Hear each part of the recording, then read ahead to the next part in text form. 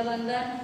अनंतकारी जन जन के आस्था केंद्र आचार्य सम्राट गुरुदेव पूज्य श्री आनंद ऋषि जी महाराज साहब के पावन स्मृति में शतशः अभिवादन। वर्तमान आचार्य डॉक्टर शिवमुनि जी महाराज साहब, युवाचार्य पूज्य महेंद्र ऋषि जी महाराज साहब, प्रवर्तक पूज्य श्री कुंदन ऋषि जी महाराज साहब के चरण कमल में कोटिशः वंदन। तपस्वी रत्न पूज्य किशन मुनि जी महाराज साहब, श्रुत स्तरीरा प्रखर व्याख्याता गुरुनी मैया डॉक्टर पूज्य धर्मशिला जी महासचिव जी के पावन स्मृति में शतशः अभिवादन। उपस्थित धर्म प्रेमी भाइयों, कर्णमूर्ति माताओं तथा बहनों, अभी भजन में आपने सुना, जीवड़ा काहे भटके तू माया देश में।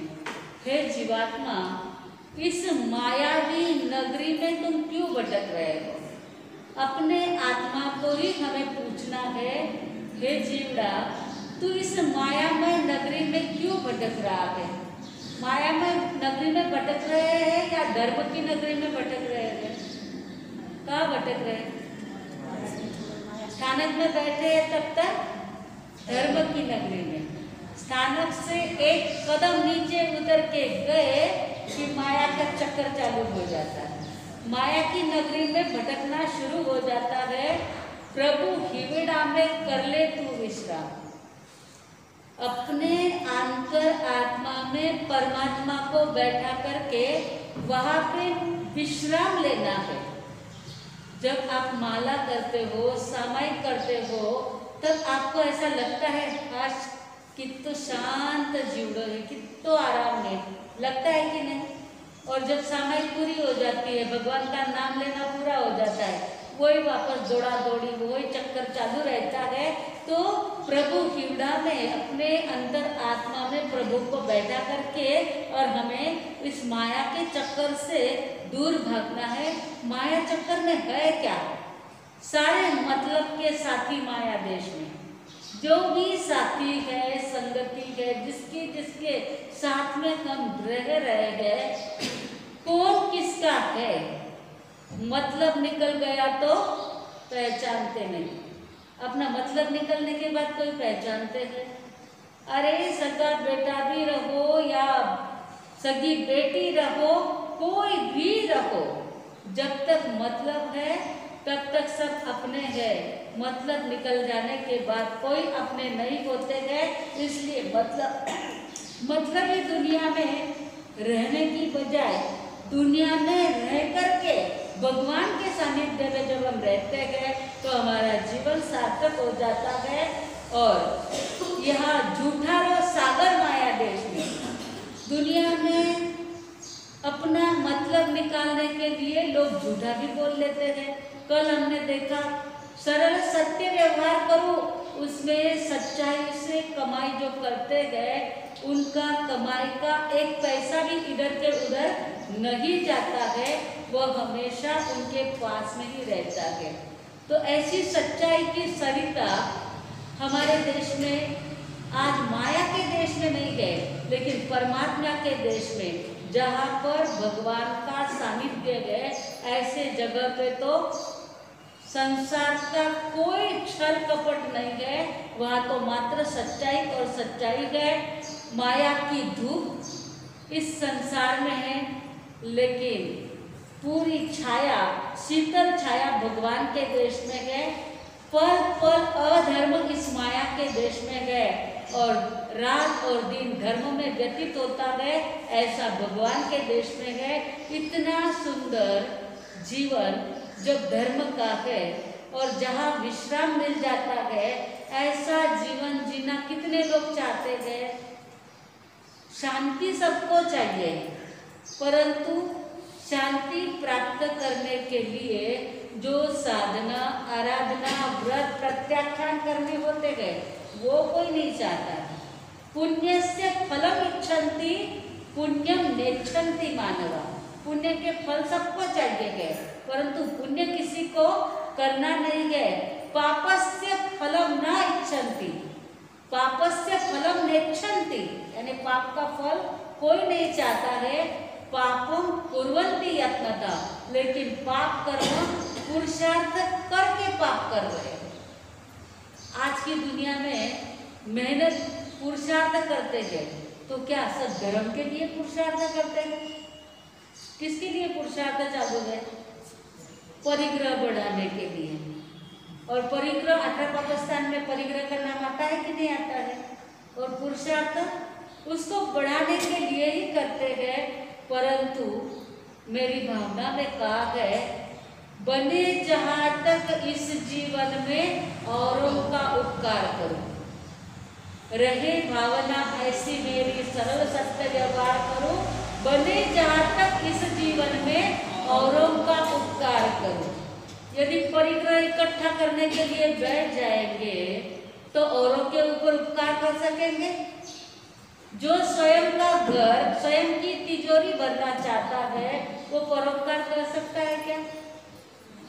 परोपकार करने के लिए हमारे जीवन में बहुत ज्यादा उदारता की जरूरत होती है। जब तक जीवन में उदारता नहीं आती है, वह व्यक्ति परोपकार कर ही नहीं सकता है। एक बार भोज राजा की आदत थी, दिन रात धन लुटाते रहते थे। गरीब, रोगी, दुखी, पीड़ित सबका दुख दूर करना, यही उनका काम था। भोजनशालाएं बड़ी बड़ी खोल रखी थी, हजारों लोग रोज भोजन करते थे और भोज राजा खुश होते थे। परंतु मंत्री विचार करते थे कि ऐसा दिन रात पैसा बहाते रहे तो एक दिन ऐसा आएगा, खजाना खाली हो जाएगा। राजा तो इस ओर कुछ ध्यान ही नहीं दे रहे थे, रात और दिन लुटा रहे थे, धन सबको बांट रहे थे। अब राजा को कहे तो कौन कहे? मंत्री की भी हिम्मत नहीं राजा को कहने की। तब उनको विचार आता है, डायरेक्ट मुख से तो नहीं कह सकते हैं, लेकिन राज सिंहासन के ऊपर जाकर राजा बैठते गए। उसकी सामने वाली दीवार पर मंत्री लिखते हैं, आपदर्थे धनम रक्षे। क्या लिखते हैं? आपदर्थे धनम रक्षे। आपत्ति आ जाए तो क्या करेंगे? इसलिए आपत्ति आएगी, ऐसा आए या ना आए, लेकिन आपत्ति आए तो धन की रक्षा तो करो। यदि धन रहेगा तो आपत्ति से मुक्त बन जाएंगे। इसलिए मुंह से तो कुछ कह नहीं पाए, लेकिन दीवार पे लिख करके रख दिया, आप डर के धनम रक्षे। दूसरे दिन दरबार भरा, राज सिंहासन पर राजा बैठे, सामने दीवार के ऊपर लिखा हुआ देखा, आप डर के धनम रक्षे। विद्वान थे राजा, अर्थ समझ गए, अरे ये दूसरा किसी का काम नहीं है, मंत्री का काम है, स्वयं मुख से बोल नहीं सकता है, इसलिए मुझे समझाने के लिए तो ये वाक्य लिख कर रखा है। दरबार में सारे लोग आते हैं, दरबार का काम पूरा हो जाता है, सब लोग अपने अपने घर पे चले जाते हैं। राजा पेन लेते हैं, जो जिस पेन से दीवार के ऊपर लिखा जाता है, ऐसा पेन लेकर के नीचे उस जो जहाँ लिखा था आपदर्थे धनम रक्षे, वहाँ पे नीचे लिख देते हैं, भाग्यवंत कच आपद, भाग्यवंत कच आपद। भाग्यवान लोगों की कौन सी आपत्ति आने वाली है? राजा ने नीचे लिख दिया, मंत्री भी देख रहे हैं राजा पढ़ते हैं या नहीं पढ़ते हैं, और जब नीचे जवाब लिखा हुआ देखा तो मंत्री समझ गए राजा ने मेरे प्रश्न का जवाब दिया है। तब मंत्री वापस नीचे लिखते हैं, कदापि कुपितो दैव। मंत्री क्या लिख रहे? कदापि कुपितो दैव। राजा के क्या कहते हैं? भाग्यवान को आपत्ति कहाँ से आने वाली है? परंतु मंत्री कहते हैं भाग्य कब तक रहेगा उसका क्या भरोसा है? कदाचित हमारे भाग्य कुपित हो जाए, हमारे पुण्य खत्म हो जाए, तो उसके लिए संपत्ति की रक्षा करना बहुत ज्यादा जरूरी है। राजा दोबारा दरबार भरता है, दीवार के ऊपर लिखा हुआ देखते हैं, अरे मंत्री ने तो मेरा इसका भी जवाब दे दिया। मैंने लिखा था भाग्यवंत कचे आपदा तो कदापि कुपितो दैव, तो राजा वापस नीचे जवाब लिखते हैं संचितोपि विनश्यति। यदि भाग्य कुपित हो गए तो जो संचय किया हुआ है वह भी नष्ट हो जाएगा।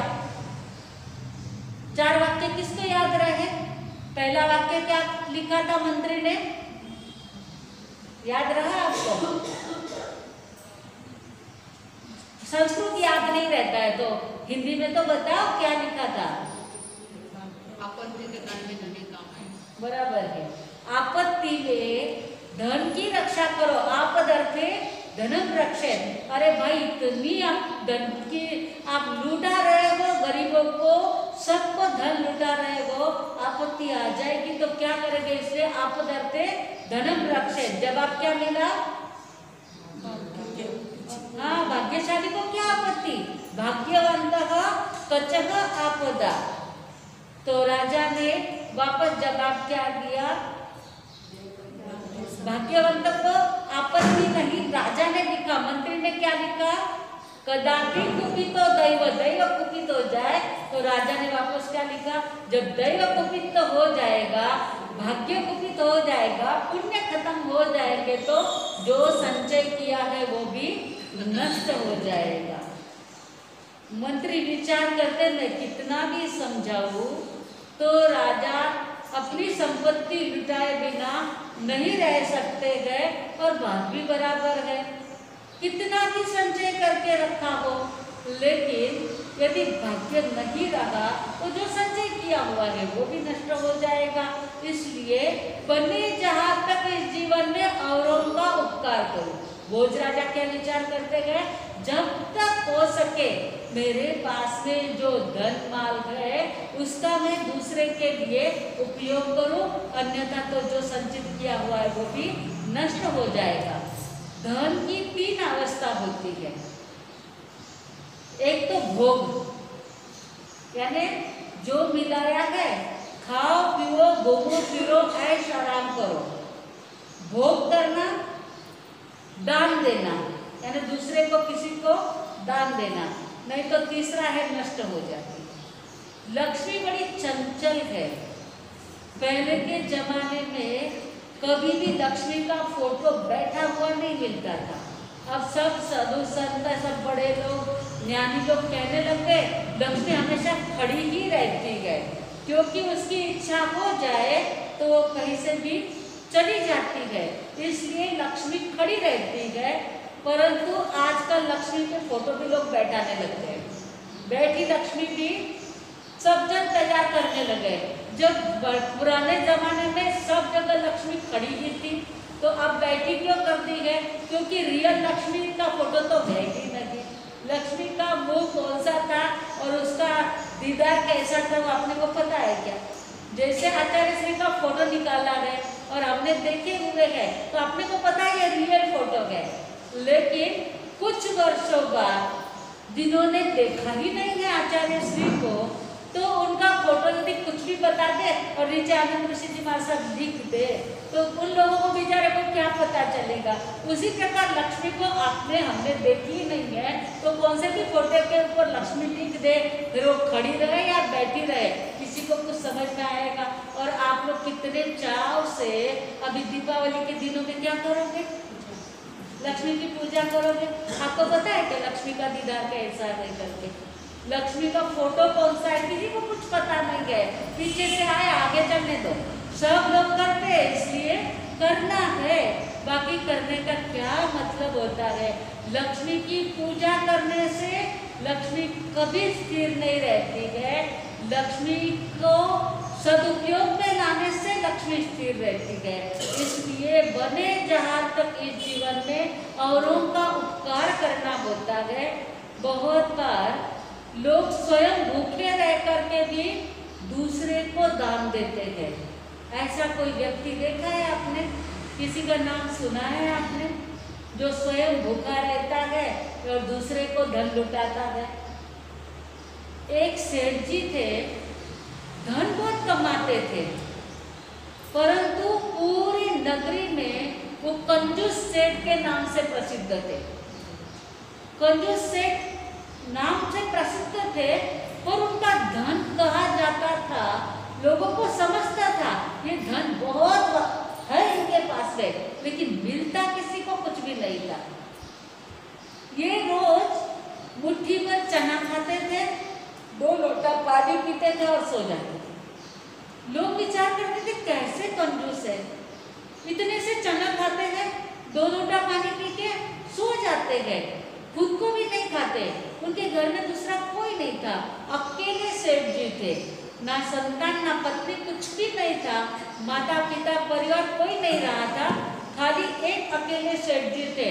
लेकिन उनके साथ में एक सेवक था जो शस्त्रधारी था, वो हमेशा सेठ के साथ में ही रहता था। सेठ बाहर गांव चले जाते थे, उनके हवेली की, उनके महल की रक्षा कोई नहीं करता था। कितनी बार चोरों ने कोशिश की, इतना धन कमाते रहे सेठ जी तो घर पे है नहीं, और जो साथी जो है शस्त्रधारी सेवक है वो हमेशा सेठ जी के साथ साथ में रहता था, तो घर पे तो कोई रहता नहीं है। चोरों ने दीवार को सेंध लगाकर, यानी एक खड्डा करके अंदर में जा करके पूरा सेठ जी का घर टटोला, लेकिन कुछ भी नहीं मिलता था। तिजोरी तोड़ी तो तिजोरी में सोना नहीं, चांदी नहीं, पैसा नहीं, कुछ भी नहीं, एक चिट्ठी लिखी हुई रहती थी, इतनी मेहनत यदि धन कमाने में करते तो शायद पेट भरने के लिए तो कुछ मिल जाता था, तिजोरी तोड़ने की मेहनत क्यों करते? ये तो सलाह ही देते हैं लेकिन कुछ देते तो है नहीं। कोई भी मांगने के लिए जाते थे तो उनको मिलता कुछ नहीं था, खाली एक नसीहत, एक सीख मिलती थी, 2 हाथ 2 पैर मिल रहे हैं, कमाओ खाओ, कौन मना करता है तुमको? अरे लेकिन सेठ धन को करते क्या है समझ में ही नहीं आता था। वहां का राजा बड़ा दुराचारी था, राजा पूरा व्यसनी था, बिल्कुल भी उसका स्वभाव भी अच्छा नहीं था, बड़ा कंजूस था। राज में कोई लोगों की हालत अच्छी नहीं थी और उस कारण से बहुत सारे लोग इस सेठ के पास में मांगने जाते थे, लेकिन सेठ देते तो कुछ नहीं थे, खाली सीख दे देते थे, हाथ पैर है, कमाओ, मांग के क्यों खाते हो, हाथ क्यों फैलाते हो, काम करो, इस प्रकार से कहते थे। अब लोगों ने करना तो करना क्या। बहुत बार ऐसा होता जब राजा दुराचारी होता है तो उस नगरी में कुछ न कुछ आपत्ति आए बिना नहीं रहती है। जहाँ पे धर्म है वहाँ पर ही सुख शांति आनंद रह सकता है, जहाँ धर्म नहीं है वहाँ पर अकाल भी पड़ जाता है, अतिवृष्टि भी हो जाती है, अनावृष्टि भी हो जाती है, अति बारिश भी हो जाती है और बारिश पड़ती भी नहीं है, उस कारण से अकाल भी पड़ता है। जिस नगरी में धर्म होता है, दुराचार कम होता है, वहाँ आपत्ति विपत्ति ज्यादा नहीं आती है। अब ये राजा ही भ्रष्ट बना हुआ है तो अभी क्या होगा, प्रजा की हालत बिगड़ गई थी और उसमें अकाल पड़ गया, बिल्कुल बारिश ही नहीं आई, अनाज पका ही नहीं, लोग बेचारे एक एक दाने के लिए मोहताज हो जाते हैं। सब लोग कहते उस सेठ के पास में जाओ, इतना कमाता है लेकिन एक पैसे का कभी दान नहीं देता है। लेकिन लोग कहते रहे पहले राजा को तो कहे, तो राजा के पास में जाते हैं, राजा कहते हैं देखो मेरा कर्तव्य है प्रजा का ध्यान रखना। अब कभी कभी तो व्यसनी लोगों की कभी तो बुद्धि ठिकाने पे रहती है और कभी बुद्धि ठिकाने पे नहीं रहती है, सारी प्रजा आकर के चिल्लाती है, सब हाय ट्राई कर रहे हैं, खाने पीने के लिए कुछ भी नहीं है, राजा कुछ तो करो। राजा कहते हैं भंडारी को अपना भंडार खोल दो और जो जो लोगों को चाहिए सबको दो। भंडारी ने भंडार तो खोला लेकिन राजा दुराचारी था तो सारी प्रजा भी ऐसी ही निकली, सब ने राजा का पहले ही भंडारा साफ करके रख दिया था, खोला तो सही पर अंदर कुछ था ही नहीं। अब दिखे तो दिखे कौन, वो कंजूस सेठ ही दिखे। जाओ उस कंजूस सेठ के पास में, दुनिया भर का पैसा कमाता है लेकिन एक पैसे का दान कभी नहीं करता, जाओ उसके पास में, वो देगा। गांव के बड़े बड़े 4 लोग जाते हैं, हमारे पास जो थी संपत्ति हमने तो सब दे दी, अब सबके पास की संपत्ति खत्म हो गई है, आप अगर अपनी संपत्ति निकालो। वो कुछ बोलते ही नहीं है, नहीं बोलते, चलो राज दरबार में। अब राज दरबार में उनको पकड़ के लेके गए तो बिल्कुल बिंदास, कोई चिंता नहीं, कोई फिक्र नहीं। राजा के सामने खड़े हो गए जाकर के, तेरे भंडार में अरे लोगों का खून चूस चूस के तूने भंडार भर रखे हैं, इतना धन कमाया, तो वो धन अभी दान में दे दे, अभी जरूरत है, अकाल पड़ गया है। राजा मैंने धन जरूर कमाया, लेकिन मैंने किसी का खून नहीं चूसा है। ठीक है, तूने नहीं चूसा खून, तो कम से कम अभी दान कर दे। बोले देखो मेरे पास में तो एक पैसा भी नहीं है, तो इतना कमाता जाता कहाँ है, वो मुझे कुछ पता नहीं है। अरे लेकिन लोगों की हालत बिगड़ रही है, बोले मेरे नाम से एक काम करो, बाजू के देश का जो राजा है उसको चिट्ठी लिख करके दो। क्या बात करता है, वो राजा मेरा शत्रु है, ऐसे शत्रु को मैं चिट्ठी लिखूं? अरे आप उसमें मेरा नाम खाली लिख दो कि इस सेठ ने कहा है कि हमारे राज्य में अकाल पड़ गया है, इसलिए आपसे मदद चाहिए है। बोले यदि मिल गया तो ठीक है, और यदि उस राजा ने कुछ भी मदद नहीं की तो तुझे फांसी पे चढ़ा दूंगा। सेठ कहते ठीक बात है, कोई बात नहीं है, चलेगा। जैसे ही लेटर राजा का लेकर के दूध पहुंचता है, स्वयं राजा धन माल का खजाना लेकर के आ जाते हैं और खजाना लेकर के राजा के सामने सुपुर्द करते गए और गले मिल जाते गए। राजा विचार करते ये तो मेरा शत्रु, ये धन माल लेकर के आया और मुझे गले लगा रहा है, बात क्या है? दोनों एक दूसरे से मिले, बातचीत हुई और वो पड़ोसी राजा कहता है आज जितना धन लाया हो यदि वो कम पड़ जाए तो वापस मुझे कहना, मैं दे दूंगा। अरे कहने की भी जरूरत नहीं, दूध भेजने की भी जरूरत नहीं, खाली एक टपाल एक पत्र भी लिख देते तो मैं सारा धन भेज देता था, क्योंकि तुम्हारे इस सेठ ने मेरे ऊपर इतना उपकार किया है। जिस सेठ का नाम आपने पत्र में लिखा था उस सेठ ने मेरे ऊपर इतना उपकार किया है कि उसके लिए तो मैं पूरा राज्य की आपको दे दूं तो भी उस उपकार का बदला मैं फेर नहीं सकता हूँ। सारी प्रजा, सारे लोग सुनते ही रह गए।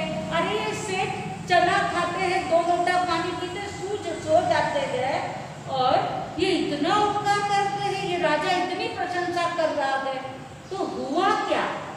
तब वो पड़ोसी राजा कहते हैं मेरे राज्य के ऊपर जब आपत्ति आई थी और व्यापार के लिए ये सेठ मेरे राज्य में आए थे, उन्होंने देखा कि मेरे ऊपर आपत्ति आई हुई है, लोग भूखे मर रहे हैं, हाहाकार मच गया है, इन्होंने सारे संपत्ति को मेरे राज्य में लगा दी है और स्वयं मात्र चना खाते हैं और पानी पी के सो जाते हैं।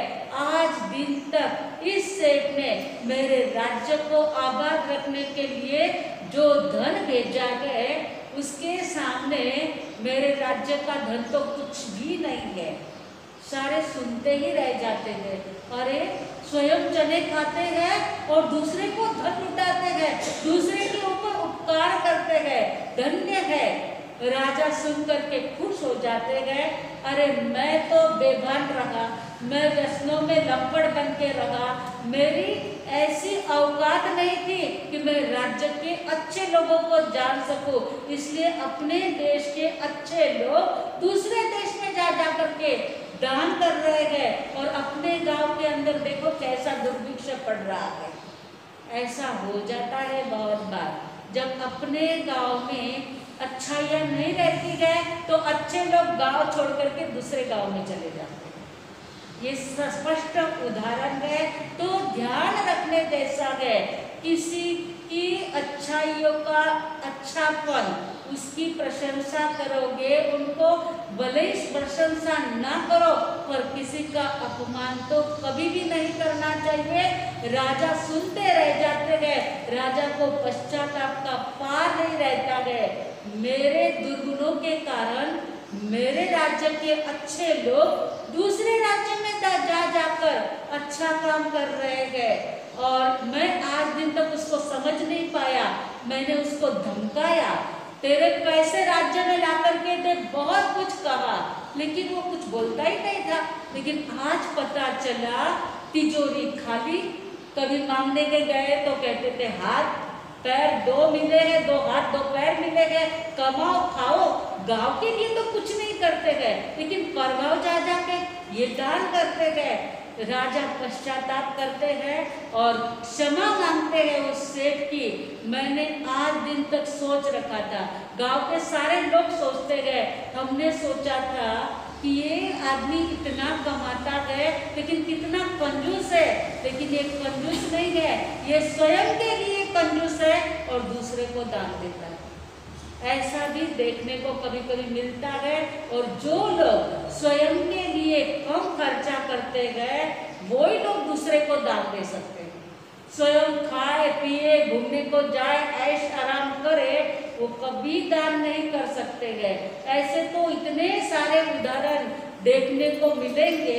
एक बार एक गांव में, छोटा गांव था, स्कूल थी, बहुत अच्छी स्कूल थी, लेकिन 10th तक, खाली 10वीं तक की स्कूल थी, परंतु आगे की स्कूल नहीं थी, यानी कॉलेज नहीं था। तो गांव में सारे जितने सिखाने वाले टीचर थे वो विचार करते गए, अपने विद्यार्थी इतने बुद्धिशाली है, अपने बच्चों को बाहर गांव जाके रहना पड़ता है, कॉलेज की पढ़ाई करने के लिए दूसरे गांव जाना पड़ता है, तो अपना एक कॉलेज बना देते यार। अब टीचर लोग तो कितना कमाते हैं, टीचर लोगों को कितना पगार रहेगा। आज के जमाने में भी तो थोड़ा थोड़ा पगार बढ़ गया है, लेकिन पहले के जमाने में इतना पगार भी तो नहीं था। अब टीचर लोग क्या करेंगे? वो पुराने जमाने की बात है जब 5,000 भी बहुत कहा जाता था। मुझे याद है 87 में जब हमारा यहाँ पे चतुर्मास हुआ था, उस समय में बम्बई के लोग यहाँ पे वो महावीर भवन का भूमि पूजन किया था। वो महावीर भवन के भूमि पूजन में यहाँ के 4-5 लोग बम्बई गए थे, सभी सेठ लोगों को विनती करके आए थे आप लोग आना, और वो लोग आके क्या दिखाया था 87 में 5-5 हज़ार। वो आज के जमाने, आज के तारीख में 87 के 5 हज़ार यानी आपके अभी के कितने हो गए? मुझे तो 50 से भी ज्यादा लग रहे। हो सकता है 50,000 के लाख, 2 लाख, 5 लाख से भी करीब करीब हो गई, क्योंकि उतनी कीमत बढ़ गई है। अभी पैसे की क्वांटिटी बढ़ गई है, कीमत घट गई है। तो वो लोग कहते थे, और यहाँ के लोगों ने बहुत ज्यादा लिखाए थे, 51 हज़ार भी कितने लोगों ने लिखाए हुए थे। तो वो लोग बोलते, मासती जी हम तो खाली 5-5 हज़ार रुपए दे रहे गए और यहाँ के लोग इतने ज्यादा पैसे दे रहे गए, तो हम लोगों को क्यों इतने, ये सेठ लोग यहाँ आके हमको विनती करते, कितनी हमारी मान मनवार करते, अपने घर पे रुकाते गए, कितनी हमारी सेवा करते गए। उस समय में संपत भाव है, सुभाष भाव, ये सब जन अपने अपने घर पे सारे मेहमानों को लेकर के चले जाते थे, अपने घर में रुकाते थे। वो स्थान तो बहुत छोटा था, तो बोले ये इतनी मेहनत क्यों करते गए? माँ सती जी ने कहा, भाई जो भी आया है आपके भावों का वो भी बढ़िया है। इस प्रकार से वो लोग हमारा इतना मान सम्मान करते गए। तो उस समय में बहुत पैसा कम था, वो महावीर भवन बना नहीं बना बात अलग है, परंतु उस समय बहुत बड़ा फंक्शन हुआ था। तो उस समय पे ये जो दान वगैरह हुआ था, वैसे ही ये लोग बेचारे टीचर लोग कहते गए, देखो खुद पैसे नहीं निकाले ना पहले, तब तक दूसरे को पैसे नहीं देंगे। इसलिए जितने टीचर लोग हैं सभी ने 5-5 हज़ार रुपये निकाले। तो वो जमाना था 5 हज़ार का, वो 5 हज़ार यानी बहुत कहा जाता था। आज पुराने स्थानकों में आप दीवालों पे नाम लिखोगे ना, 101 रुपया, 51 रुपया, लेकिन उस वक्त 51 और 101 की बहुत कीमत थी, तो इसका मतलब ये नहीं हुआ कि वो लोगों ने इतना सा तो दान दिया तो मिटाओ उनका नाम, लगाओ अभी डबल पैसा लगा करके अपना नाम। ये नहीं होता है। उस समय में उतना पैसा भी लोगों के पास में मुश्किल से मिलता था। मुझे याद है 50 साल पहले दुकान में जो काम करते थे ना, उनको खाली 150 रुपये पगार था। 150 रुपये में पूरा घर कैसे चलाते होंगे हम लोगों को अब विचार आता है, बेचारे बाबा जी ने 150 रुपये दे दिया, लेकिन 150 रुपये में वो खुद का घर चला करके और दान पुण्य भी कर लेते थे। तो था वो पैसे का दिन। 5-5 हजार सब टीचरों ने इकट्ठे किए। अब 5-5 हजार खुद के इकट्ठे होने के बाद विचार करते हैं अब गांव के लोगों के पास में दान राशि इकट्ठी करने के लिए जाएंगे। लेकिन शुरुआत कहाँ से करना? कोई अच्छे घर से शुरुआत करे और वहाँ से कोई अच्छा आंकड़ा आएगा तो आगे वाले अच्छा दिखाएंगे। जाना कहाँ सबसे पहले? खुद के तो 5,000 है और बनाना क्या है? कॉलेज। अब निकले तो याद आया, एक बड़ी हवेली नजर में आई। हवेली तो बहुत बड़ी है। अब 5-6 टीचर जो मुख्य थे वो सीढ़ियाँ चढ़ रहे हैं हवेली पे। बड़ा घर देखा, बड़े सेठ देखे, नामना भी अच्छी देखी, सीढ़ियाँ चढ़ रहे हैं। तो एक फटाक से मारने की आवाज आई। नौकर को सेठ कहते हैं, एक काड़ी से 3 दिए जल सकते हैं। तूने 3 काड़ियां माचिस की खलास कर दी और एक भी दिया अभी तक जल नहीं रहा है। एक दिया जलाने के लिए 3 काड़ियां खत्म कर दी। नौकर को एक फटका लगाया।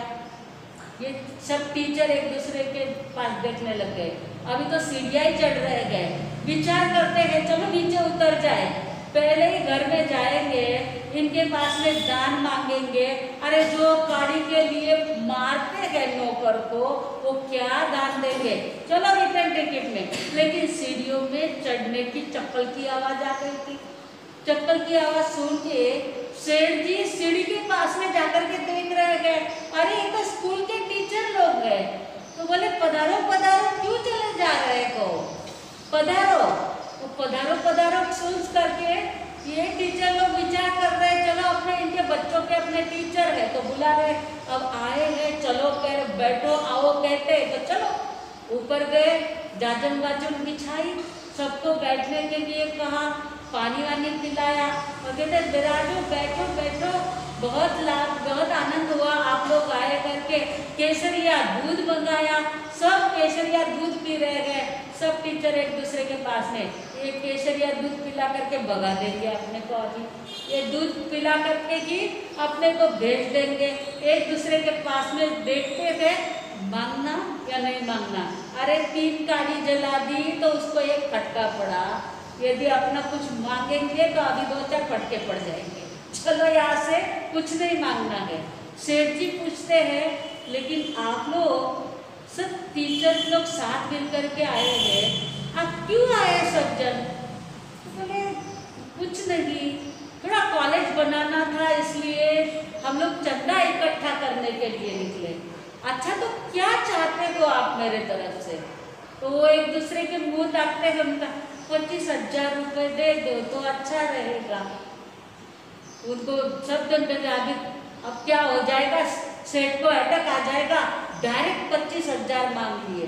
ऐसा भी होता है, ऐसा भी होता है। जिन कंजूस लोगों के पास में यदि कोई मांगे ना पैसा तो उनको अटैक भी आ जाता है। मैंने ऐसे भी व्यक्ति को देखा हुआ, साथ अटैक आ गए उनको। किसी ने कुछ मांगा कि उनको अटैक आया, और किसी ने कुछ मांगा कि उनको अटैक आया। हॉस्पिटल में पैसा भी नहीं खर्चते थे, सिवा वो पीना और जीवन चलाना, ऐसा ही जीवन जी रहे थे। लेकिन 7 अटैक आने के बाद भी वो 82 साल के हुए, एकदम तंदुरुस्त। तो दुनिया भर की जमीनें उनके पास में, लेकिन स्कूल के लोग यदि जमीन मांगे कि अटैक आ गया हो, ऐसा भी जीवन होता है।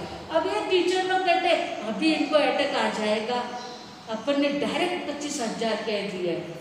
लेकिन सेठ जी ने कहा ठीक बात है, कोई बात नहीं, बैठो आप लोग।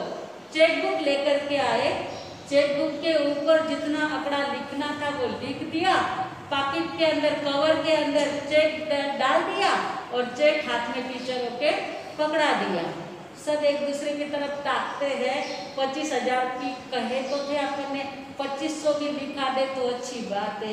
चलो जो होगा सो देखा जाएगा। क्या लिखा कुछ पता तो नहीं, कवर में डाल के दे दिया। सीढ़ियाँ उतर जाते हैं, सीढ़ियाँ उतर के नीचे जाते पर रवा नहीं जाता है ना, क्या लिखा क्या लिखा। कवर खोल के देखते हैं, अंदर से कवर खोल के चेक के ऊपर लिखा 1,00,000 रुपया। ओ कुछ तो भी गड़बड़ी हो गई। 1,00,000 रुपया सेठ ने, अरे 3 गाड़ी के लिए मार रहे थे नौकर को, और 1,00,000 कुछ तो भी भूल हो गई सेठ जी की। 2 टीचर वापस चेक लेकर के ऊपर गए। सेठ जी आपने चेक बराबर लिखा? बोले कुछ गलती हो गई क्या, कुछ कम पड़ रहा है क्या आप लोगों को? नहीं लेकिन सेठ जी उसमें देखो आप कुछ 1-8 जीरो ज़्यादा तो नहीं लग गया है ना, कुछ गड़बड़ तो नहीं हुई है ना, बताओ। नहीं कुछ गड़बड़ नहीं हुई है, आपको कम लगता है क्या? रखो ये चेक बाजू के अंदर, उसमें 1,51,000 करती है। उस जमाने की बात है, जिस जमाने में कॉलेज बनने वाला, उस जमाने की बात। आज तो 1,00,000 और 51,000 तो गरीब लोग ही दे देते हैं, कुछ भी नहीं रहा 1,00,000 का। वो लोग एकदम हक्के बक्के। तो आप लोग ऐसा क्यों कर रहे हो?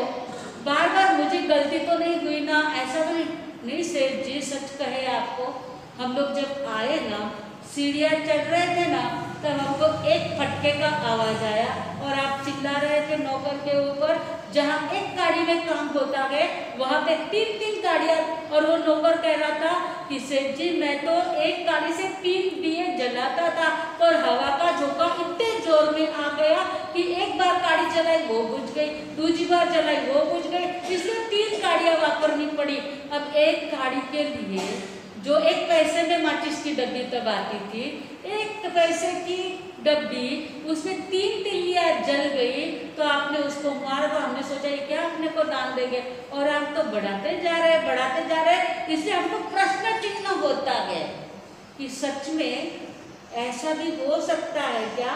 तो सेठ जी कहते हैं अरे भाई, जहाँ पे जो जरूरी है वहाँ पे उतना ही खर्चा करना होता है, अनावश्यक खर्चा नहीं करना होता है। अनावश्यक खर्चा टालेंगे तभी तो हम अच्छा दान कर पाएंगे, ऐसे ही उड़ाते रहेंगे तो दान कैसे कर पाएंगे? इसलिए भले ही घर में काट कसर करके जिए, लेकिन दुनिया के लिए तो दान देना ही चाहिए। अरे साथ में क्या जाने वाला है? सेठ जी का उपदेश सुन के तो टीचर लोगों को भी आश्चर्य होने लग जाता है। बात तो सही है, साथ में क्या जाने वाला है? अपना भी तो रिटायरमेंट का टाइम आ गया है। सेठ जी ने जब 1,51,000 दे दिए गए तो उन्होंने डेढ़े किए तो अपने को तो डबल कर देना चाहिए, और सारे टीचरों ने और 5,000 रुपए भी अपने स्कूल के कॉलेज बनाने के लिए लगा दिए। कहने का मतलब इतना ही है, गुजराती में कहते हैं जो स्वयं के लिए जे पोता માટે સાંકડો તે બીજા માટે પહોળો। जो स्वयं के लिए संकुचित रहता है वह दूसरे के लिए दान देने के लिए पહોળો, यानी उसका दिल बड़ा होता है। और जो स्वयं पोता માટે पહોળો તે બીજાના માટે સાંકડો। जो स्वयं के खर्चे में अरे जाने दो ना, पैसा तो हाथ का मेल है, कभी भी कमा लेंगे, करो ऐश करो, खाओ पियो, घूमने को जाओ, वो दुनिया के लिए कुछ नहीं कर पाते हैं। अपना नंबर कहाँ आता है? चने खाओ, लोटा भर पानी पियो और दूसरे को दान दो, उसमें आता है। खुद के घर में काट कसर करो और दूसरे को दान दो, उसमें आता है। या अपने पास में बहुत कुछ है, थोड़ा दे दिया तो कोई प्रॉब्लम नहीं है, ठीक है, बहुत मांग करते हैं तो दो थोड़ा सा, छूटो माथा उठाड़ पाछे आएगा जीव ले। ऐसा तो नहीं कहते ना कोई? यहाँ के लोग ऐसा कहते हैं? कोई नहीं कहते हैं, कहीं मालूम बस नहीं, कहीं करे सगड़ा हमको तो कुछ पता नहीं चलता है, कौन देते हैं कौन नहीं देते हैं, कौन क्या करते हैं, परंतु अपने पूरी जिंदगी के लिए हमें स्वयं के लिए संकुचित बनना है और दूसरे के लिए अपना दिल खोल के देना। जहाँ जितना आवश्यक है वहाँ उतना करना ही पड़ता है। आपके पास में बहुत आते होंगे, कोई गरीब विद्यार्थी भी आता होगा अपनी विद्या के लिए, पढ़ाई के लिए, कुछ कि पैसे मांगने के लिए, पढ़ाई के लिए, तो कभी किसी को मना नहीं करना, क्योंकि जो विद्यार्थी पढ़ेगा उसकी जिंदगी यदि सुधर गई तो उसका संसार सुधर जाएगा, उसकी लाइफ सुधर गई तो उसकी पूरी जिंदगी में वो सुख से रह पाएगा और अपने को ज्ञान दान का लाभ मिलेगा। किसी को भी कोई देते थे ना, उसके ऊपर उपकार नहीं करते गए। जो आदमी देता है वह अपने आप पे उपकार कर रहा है, वो अपनी ही गति को सुधारता है। इसलिए बने जहाँ तक इस जीवन में औरों का उपकार करूं, बने जहाँ तक इस जीवन में दूसरे लोगों के ऊपर उपकार करना चाहिए। ये भले ही तन से करो, मन से करो या धन से करो उपकार। जिसके पास में पैसा नहीं है वो तन से सेवा कर सकता है कि नहीं? जिसके पास में शरीर की स्वस्थता भी नहीं है सेवा करने के लिए, मन है कि नहीं है किसी के पास में, कम से कम सुबह उठ करके मन से तो भगवान को प्रार्थना करो, शिवमस्तु सर्व जगता, जगत के सभी जीव सुखी हो जाए। शिवमस्तु सर्व जगता परहित निरता भवन्तु भूतगणा, जगत के सभी लोग परहित करने में लग जाए। दोषा प्रयान्तु नाशम, जगत के सभी जीवों के सभी दोष नाश हो जाए, खत्म हो जाए। सर्वे शिवमस्तु सर्व जगता परहित निरता भवन्तु भूतगणा, दोषा प्रयान्तु नाशम, सर्वत्र सुखी भवन्तु लोकाः, जगत के सभी जीव सुखी हो जाए। इतना कहने में कोई पैसा लगता है, बहुत शक्ति लगती है। अरे कोई डॉक्टर कहीं पर रास्ते से एम्बुलेंस भी जाती हो और आपको आवाज़ सुनाई दे, ये तो छोटा गांव है, यहाँ पर मेन रोड भी नहीं है, लेकिन मेन रोड से बहुत सारी एम्बुलेंस निकलती हैं। उस समय में भगवान से खाली इतनी प्रार्थना करो, एम्बुलेंस में जो भी दर्दी है, जो भी बीमार है, वह जल्दी से स्वस्थ हो जाए, अपने शुभ परमाणु वहाँ तक पहुँचे, अपनी प्रार्थना वहाँ तक पहुँचे और उसको साता भी हो सकती है। रेकी शक्ति आपने नाम सुना होगा। रेकी शक्ति में क्या होता है? रेकी जब देवी होती है, रेकी को माँ कहा गया है। रेकी को माँ कहा गया है। जैसे बच्चा कितना भी रोता हो, वह रोते हुए बच्चों को यदि माँ ने हाथ में ले लिया और खाली कंधे पे लेके उसकी पीठ को थपथपाया, कुछ खिलाया नहीं, पिलाया नहीं, कुछ भी नहीं, बच्चा चुप हो जाता है कि नहीं हो जाता है? सेम रेकी शक्ति का है। जब किसी कोई दर्दी को कोई किसी कुछ अड़चन में आया हो, कोई आपत्ति हो, विपत्ति हो, ऐसे समय में खाली मन में भावना बना है कि वो स्वस्थ हो जाए, उसकी सारी आपत्ति दूर हो जाए, उसका तो भला होगा ही, परंतु स्वयं में भी पुण्य का साटा हो जाएगा, यानी स्वयं के भी पुण्य बढ़ते जाएंगे। तो ऐसी रेकी शक्ति से रेकी लेने की जरूरत नहीं, रेकी सीखने की जरूरत नहीं है, केवल शुभ भावना दूसरे के लिए भाएंगे तो भी बहुत उपकार हमारे दूसरे के ऊपर हो जाएंगे। हम छोटा छोटा छोटा छोटा उपकार रोज कर सकते हैं, मन से कर सकते हैं, तन से कर सकते हैं। अड़ोस पड़ोस में कोई बूढ़े लोग रहते हैं जिसके घर में कोई लाने देने वाला नहीं है, पैसा है लेकिन सब्जी लानी हो तो बेचारी बुढ़िया उठ करके जा करके ला नहीं सकती है, तो उसको सब्जी ला करके दे दो, उसको कुछ सामान ला करके दे दो, कुछ मदद करनी है तो काया से उनकी मदद करो, तो ये काया पुण्य हो जाएगा। इसमें कोई पैसा लगता है क्या? मन पुण्य, काया पुण्य, वचन पुण्य। अपने वचनों से यदि किसी का भला होता हो तो वचने किम दरिद्रता, अपने शब्दों को इतना संकुचित करके क्यों रखने का, अपने वचनों से भी दूसरे की भलाई करने का। तो ऐसा करने से भी पुण्य का बंध हो जाएगा और हम कुछ परोपकार के काम कर सकेंगे। तो इस लाइन को बराबर ध्यान में रखो, मन से, वचन से, काया से, धन से, सब प्रकार से बने जहाँ तक इस जीवन में औरों का उपकार करेंगे तो अपना जीवन सार्थक बन जाएगा। अन्यथा ये जिंदगी तो ऐसी ही चली जाने वाली है, तो मौत सामने आकर के खड़ी हो जाएगी पता नहीं। इसलिए हम परोपकार के काम करेंगे तो इहलोक और परलोक में सुख, शांति, आनंद को प्राप्त करेंगे। बोलो महावीर स्वामी भगवान की।